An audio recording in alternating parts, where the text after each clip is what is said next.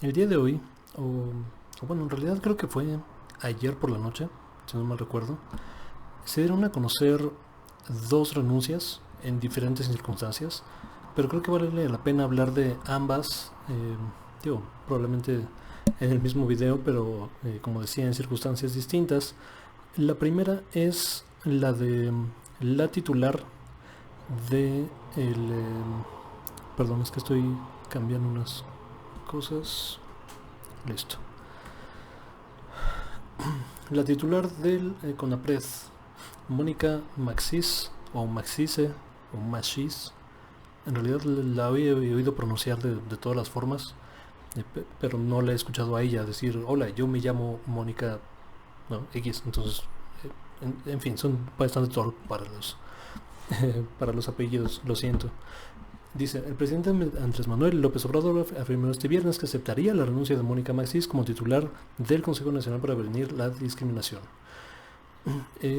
También aceptó y bueno, declaró en la conferencia matutina que le gustaría que se integrara a la Secretaría de Gobernación estas funciones de prevenir y combatir la discriminación, y que además la titular o la nueva titular de esa función fuera una mujer indígena, porque evidentemente dentro de una sociedad mexicana esas comunidades son las que más han sido sobajadas, explotadas, discriminadas, racializadas, etcétera. La otra es la renuncia de Asa Cristina Laurel. Hasta estos días fue subsecretaria de Integración de la Secretaría de Salud. Dice Ana Cristina Laurel, o Laurel, estamos digamos Laurel, renunció a la subsecretaría de Integración y Desarrollo de la Secretaría de Salud por desacuerdos con el titular de la dependencia, Jorge Coser, y en específico por la pretensión de desaparecer el área. La exfuncionaria se encargó desde el inicio de la administración de hacer el diagnóstico de las condiciones en que se encontraban los servicios médicos en los estados de la República y determinar las necesidades por cubrir. Lo anterior como parte de las acciones que buscaran transformar y yo diría y unificar el sistema sanitario en México. Sobre la primera renuncia de Mónica Maxis, me parece desafortunada en el sentido de que, para mí toda esta, ¿no?, entre comillas, polémica o cuestión que se dio a partir de la invitación de Chumel Torres y esto, es entre una confusión y torpeza de varios lados. Y sí, digo, claro, Mónica tiene responsabilidad en ello. Y me voy a explicar. Como yo decía, ¿no?, en estos videos que he comentado al respecto, por supuesto que la figura de alguien como Chumel Torres, ¿no?, un youtuber cómico principalmente, y después medio embarradita por ahí de información, pues probablemente no es la principal persona o la persona adecuada para hablar de estos temas de racismo y clasismo en México, pero le dio una plataforma impresionante a la discusión. Y en mi opinión, y lo dije desde el principio, lo correcto habría sido que se llevara a cabo como tal la discusión. Vamos a ver un poquito más adelante cómo destrozaron a Chumel Torres con sus poquitos argumentos, pero bueno, ese es otro tema. Pero digamos, en ese momento el foco estaba en Chumel Torres, ¿no? O sea, de qué va a decir, de si va a decir alguna tontería, si va a decir algo racista o no, y las masas, ¿no?, en Twitter salieron algunas voces más importantes que otras, o más, no importantes, yo diría más influyentes que otras, alzaron la suya, ¿no?, en desprecio a esta idea de que Chumel Torres estuviera en este foro. Pero yo creo que el error de Mónica como tal es echarse para atrás y cancelar el foro, porque entonces le das legitimidad a las, por un lado, las voces de las masas que quieren censurar, ¿no?, y esta cultura de la cancelación, de la que ya he hablado que estoy absolutamente en contra, ¿no? Aquí se está en favor de un diálogo abierto y de las ideas, y por otro lado, pues salvabas a Chumel Torres, ¿no?, que, lo salvabas de un foro público donde no tenía guión, donde se tenía que levantar por sí mismo, donde no tenía un equipo de trabajo controlado, ¿no?, y un ambiente donde él pudiera dominar la discusión. Lo sacabas de su zona de confort en una plática franca, ¿no?, debatiendo las ideas, que para mí es lo importante. Pero bueno, o sea, decide echarse para atrás. Obviamente el foco cambia de Chumel Torres a Mónica Maxís. Y, y bueno, o sea, López Obrador se pronunció al respecto, para mí equivocadamente, diciendo que este foro y esta invitación no se tenía que haber hecho en primer lugar. Que para mí también es un error porque o sea, si solo dejamos que los expertos hablen, o bueno, los y las expertas hablen sobre los temas, la discusión se queda ahí. O sea, hay que bajarla a la gente y digamos, hay que tener estas discusiones todos los días, tanto como se pueda. Y si el precio es invitar a Chumel Torres a que hable de ello y después puedes debatir y rebatir lo que dice, pues para mí es, o sea, perfectamente costeable, o sea, esa cuestión. Pero bueno, renuncia, ¿no? Y probablemente, porque esta sí es parte del Ejecutivo, o sea, no es un organismo constitucionalmente autónomo, como si es COFESE, Derechos Humanos, Comisión Reguladora de Energía, el INE, etcétera. Ellos sí tienen autonomía constitucional y el presidente no puede poner y quitar como sea. Aquí sí, ¿no? El mismo presidente López Obrador puso a Mónica en este cargo.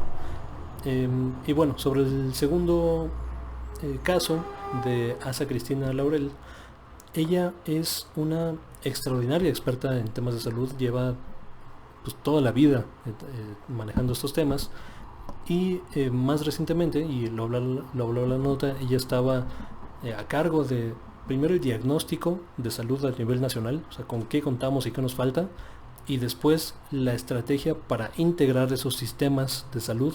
Y digo sistemas porque tenemos uno federal y tenemos 32 ¿no? locales o en las entidades federativas, y su misión era esa, o sea, la principal integración del sistema de salud en lo que presumiblemente sería un sistema de single payer, ¿no? o asegurador único, ¿no? Eso es la esperanza máxima, es el único sistema que te garantiza la cobertura universal de salud, que es la promesa de López Obrador. O sea, cualquier otra cosa no te garantiza la cobertura universal de salud. Me estoy refiriendo a sistemas como the public option, o la opción pública, donde el gobierno entra como un competidor más al mercado de aseguradores privados y la gente decide, ¿no? Por cuál se va. ¿Qué sucede en ese caso? Que se generan dos escalones, no, por lo menos dos escalones, dos grandes escalones, donde quien tiene dinero para pagar un muy buen seguro privado lo hace y tiene una mejor atención, una atención privilegiada sobre el resto, y pues quienes necesitan de la atención en algún momento, sobre todo las emergencias o padecimientos crónicos degenerativos, son empujados al sistema de salud.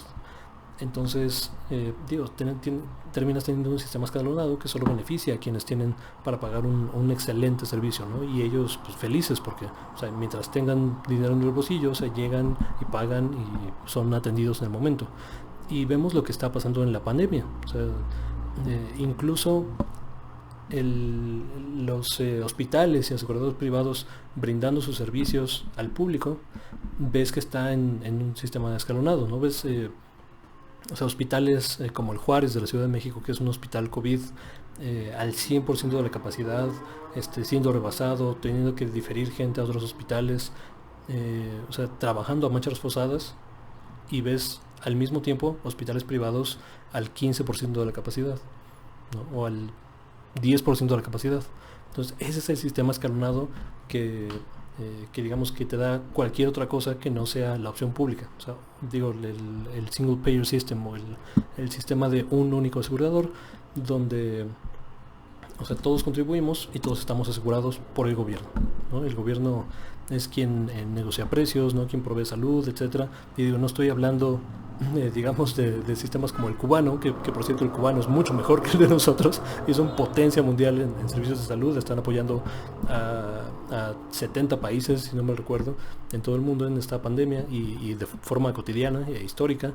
Pero estoy hablando de sistemas como el de Francia, Canadá, Alemania, Reino Unido, los países nórdicos, ¿no? Suecia, Finlandia, Dinamarca, Islandia. O sea, todos ellos tienen alguna versión u otra de un sistema de single payer, no de un solo asegurador.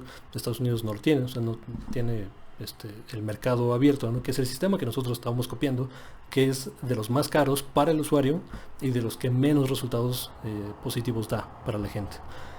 Pero bueno, esta señora, ¿no? Asa Cristina, estaba a cargo de la integración de los servicios de salud, ahora ya no está. Se habla de que es una de las, creo que son 10 subsecretarías que se habían prometido destruir como parte de este plan de austeridad. Y bueno, o sea, un poco para cerrar el comentario y ver la visión global, esta visión de austeridad gubernamental, o sea, la entiendo, pues, o sea, la comparto, que en muchos sentidos en México el aparato burocrático estaba solamente al servicio de unos pocos y o sea, es hora de adelgazarlo, de ponerlo en forma, de que trabaje, no necesariamente marchas posadas, pero que trabaje bien, o sea, que cumpla las funciones que se le encomiendan. Pero, digamos, no es recortar por recortar, güey.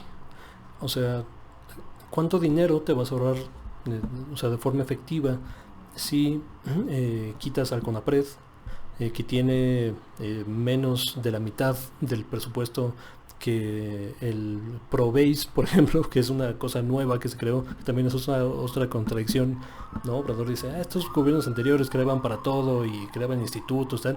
Güey, tú creaste el ProBase, ¿no? O sea, en México, ¿qué es más importante, ¿no? Promover el béisbol o combatir la discriminación y todas formas de racismo y segregación. O sea, y una tiene el doble de presupuesto que otro, ¿no? Y no es la que hace más sentido que tenga un presupuesto más alto que otro. Después nos podemos meter a críticas particulares de CONAPRED. Aquí lo mencioné de pasada en otros segmentos, pero CONAPRED, si bien o sea, tuvo resultados positivos y se armaron foros interesantes y se mejoraron de forma institucional muchas cosas, hay un largo camino por recorrer y hay cosas que CONAPRED nunca tocó.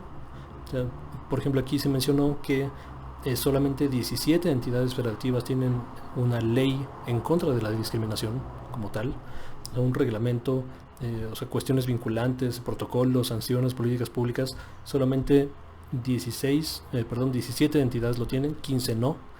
Entonces casi la mitad del país está, o sea, todavía ni está regulado el tema, pues, o sea, y por otro lado, y eso es algo que se mencionó en el debate, ¿no? de Chumel Torres ¿no? y personas serias al respecto, que voy a hablar un poco más a fondo de ello.